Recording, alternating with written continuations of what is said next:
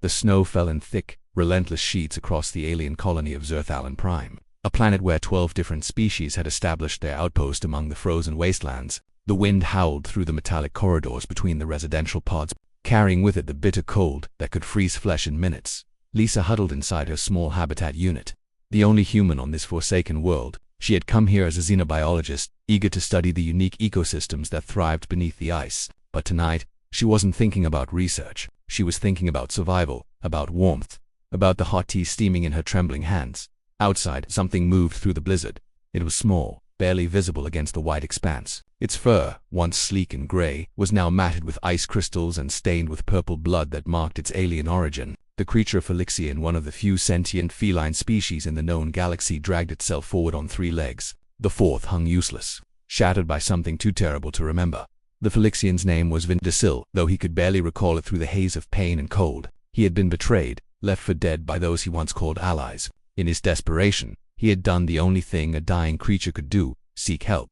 The first door he reached belonged to the Kraxans, a proud reptilian race known for their military prowess. Vindasil scratched weakly at their entrance. The door's scanner read his vital signs, determined he was not of their species, and remained sealed. Inside, the Kraxans continued their evening meal. Unbothered, the second door was home to the Aquarians, beings of water and grace who lived in specially pressurized tanks. Their senses detected him but found no reason to assist a landwell. Their kind did not interfere with the surface world's affairs. At the third door lived the crystalline chorus, beings of pure energy housed in geometric forms. They sensed his pain but could not comprehend it. Emotion was foreign to them. They existed in logic and mathematics. His suffering was merely data, not deserving of action.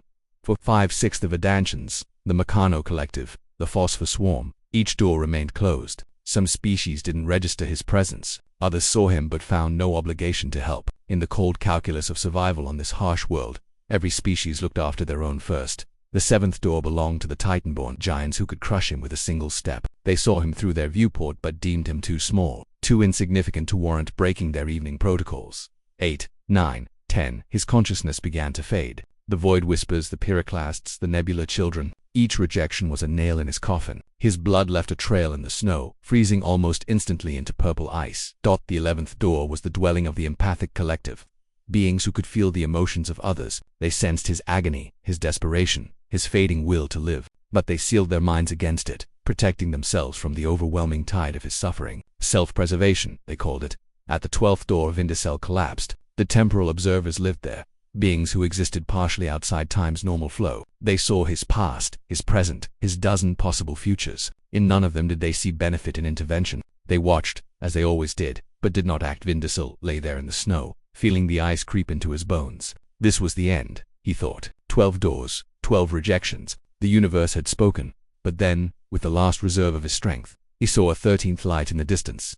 Lisa was preparing for bed when she heard it, a sound so faint she almost missed it. A scratching, weak and irregular, against her door. Living alone on an alien world had made her cautious, but it had also made her curious. She pulled up the external camera feed. What she saw made her heart stop. Without hesitation, without running the species protocol check, without consulting the colony's regulations on interspecies contact, Lisa threw open her door. The blast of frozen air hit her like a hammer, but she didn't care. She dropped to her knees beside the collapsed Phylixian.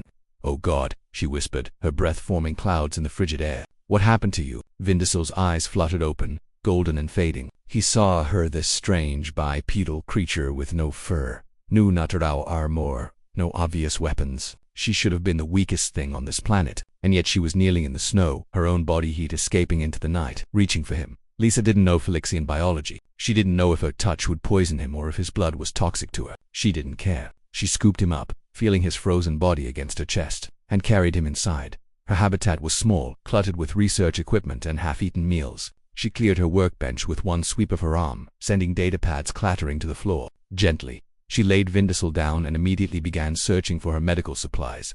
"Stay with me," she murmured, not knowing if he could understand her words but hoping he could feel her intent. "Just stay with me." She wrapped him in thermal blankets, cranked up her habitat's heating system to dangerous levels, and began examining his wounds with trembling hands. The shattered leg would need stabilization. The lacerations across his side needed to be cleaned and sealed. She worked with the desperation of someone who knew that every second counted. Vindicel watched her through half-closed eyes. Why? The question burned in his mind. Why would this creature help him? She gained nothing from this. In fact, She was risking herself using her limited medical supplies, expending her energy reserves, potentially exposing herself to pathogens she had no immunity against. As Lisa worked, she talked to him, soft words, gentle reassurances. You're going to be okay. I've got you. You're safe now. I won't let anything happen to you. For the first time in his life, Vindicel understood what humans meant when they used the word compassion.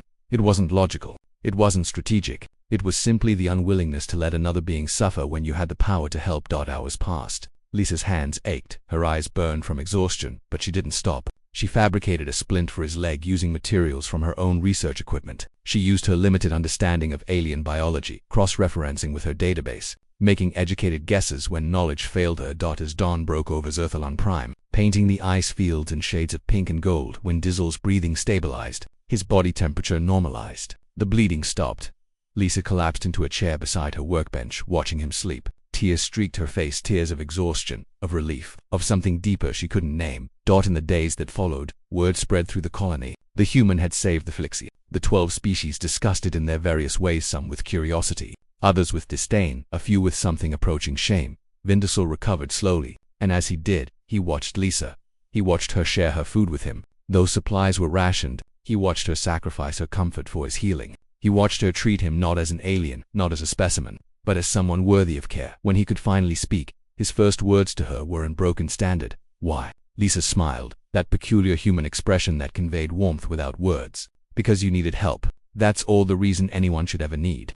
In that moment, Vindicel understood why humans, despite being physically weaker than most species, had earned their place among the stars. They possessed something that couldn't be measured in strength or technology, a willingness to extend their hand to the suffering, regardless of the cost.